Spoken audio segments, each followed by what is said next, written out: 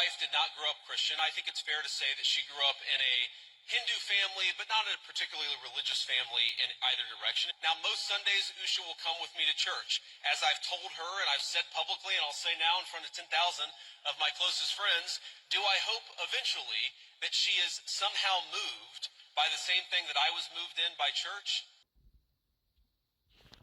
Ooh, I'ma go. Blink once if you're okay, Usha. Blink twice if you're not. Boom! Alright, that was really slow. Let's talk about it.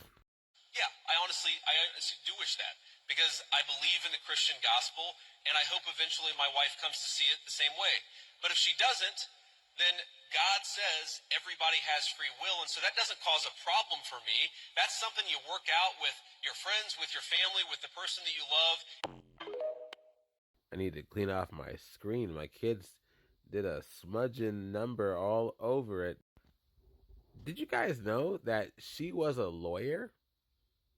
Yeah, Usha Vance, uh, not unlike Michelle Obama, was a lawyer, and then she quit her job shortly after they found out that he was going to be the vice president.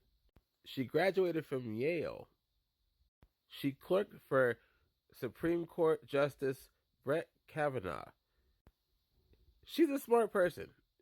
I you would think. What's going on over there? What's going?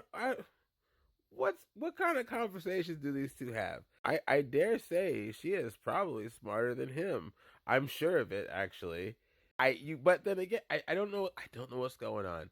That was the only thing that I actually liked about JD Vance, and he took that away from me. I was like, at least he's, at least he's got an Indian wife. He can't be racist, right? He can't. At least he likes a little curry in his food. That's cool. But no, no. Out of all the things to gripe about in front of tens of thousands of people, really internationally, all of us, he's griping about her religion. This has me thinking, though. I won't go too far with it, but hold that thought in mind. His wanting to convert to Christianity. We'll call it Christian nationalism. Then I want you to hear these fundamental concepts of the Hindu faith. Brahman, the ultimate reality. This is the concept of the one, all pervasive, supreme being, which is both the creator and the unmanifest reality. It is the absolute truth, formless, limitless, and eternal. Deities are often viewed as different facets of I can't read, or manifestations of this single unity. Okay, sounds a lot like God in the Christian faith. So it does kind of make you wonder why he'd want her to convert when she pretty much already believes the same thing he does there, but there's more. Atman, the self soul, the belief that the individual soul, Atman, is immortal and intrinsically divine.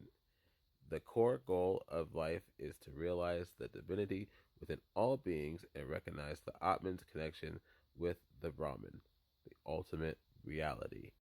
Okay, still sounds very close to Christianity there too. Still don't understand why did he want her to convert her faith. Sound like they're pretty much on the same page so far. So far, Dharma, righteousness, duty. This is the central ethical concept referring to one moral, ethical, and religious duties and the cosmic order, living in accordance with one's dharma, which includes values like truth, nonviolence, and right conduct is crucial. Okay, this is where we start to deviate a bit. Hmm, hmm, hmm. Karma, action and consequence.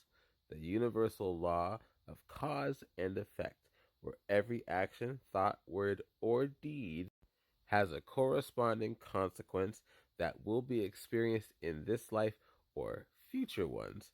This emphasizes moral responsibility and mindful choices. I'll give you an example of a non mindful choice: having a military base fire live rounds over an active highway in California and still accidentally hitting your protection motorcade. Samsara, the cycle of rebirth, the cycle of life, death, and rebirth. Reincarnation, the soul continually takes on new forms based on its accumulated karma from previous lives. I am going to ask you a question. How do you think their karmas compare? Moksha, liberation, the ultimate spiritual goal of life. It is the liberation of the soul from the cycle of samsara and the union with the divine, Brahman, achieving a state of eternal bliss and freedom. I don't know anything about her. I won't pretend like I know what's going on in her head. To be fair, Christian nationalism is not a religion. It is a political movement that uses religion. Apparently, there is also Hindu nationalism, similar concept. But after reading that, I would think if I was him, he'd want to convert to her religion. Her religion sounds pretty good. And the food's better. I thought I'm done. I did not expect it to go that long. Like and share if you like what I'm saying. Subscribe if you really like what I'm saying. Let me know what you think. And yeah, we will talk later.